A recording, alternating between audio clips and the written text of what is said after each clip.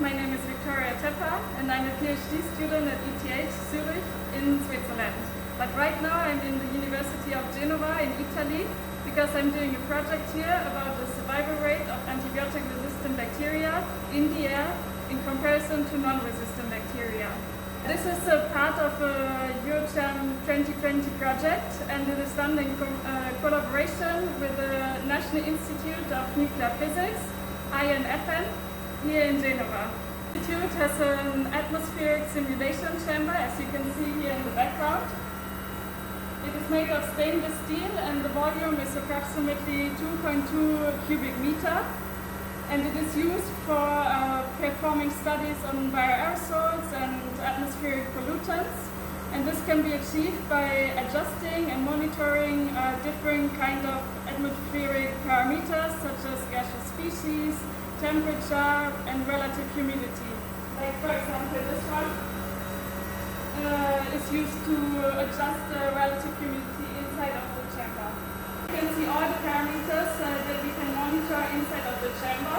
So for example we have the temperature here, the relative humidity, the pressure.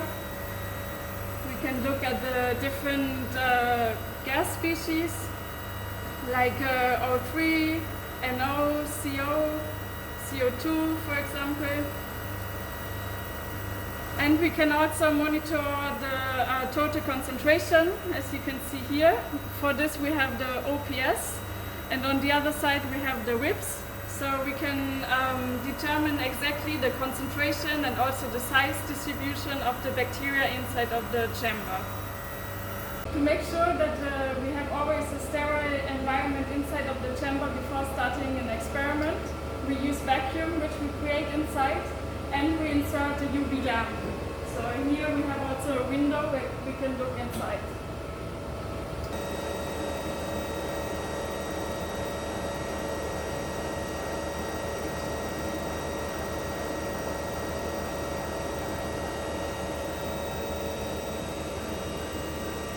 Before we start any experiment within the chamber, we need to get our bacteria to a certain OD, which we do by putting it into the incubator with the shaking. We check the OD and then we resuspend it in saline. So to inject the bacteria into the chamber, we use one of these inlets, which are seen here, and we adjust the nebulizer. For example, this one is the Colison, and then we inject the bacteria into the chamber.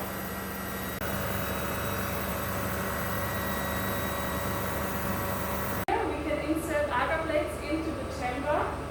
This tube is locked on both sides with airlocks so that the contamination risk is as low as possible when we insert the agar plates inside. So we have a tray here.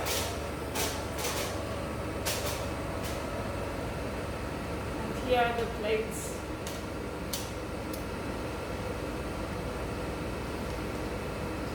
And we take them out after 5 hours, because after 5 hours all the bacteria have settled already and hopefully were collected on the agar plates. On the next day we take out the agar plates from the incubator and we count the colonies, as you can see.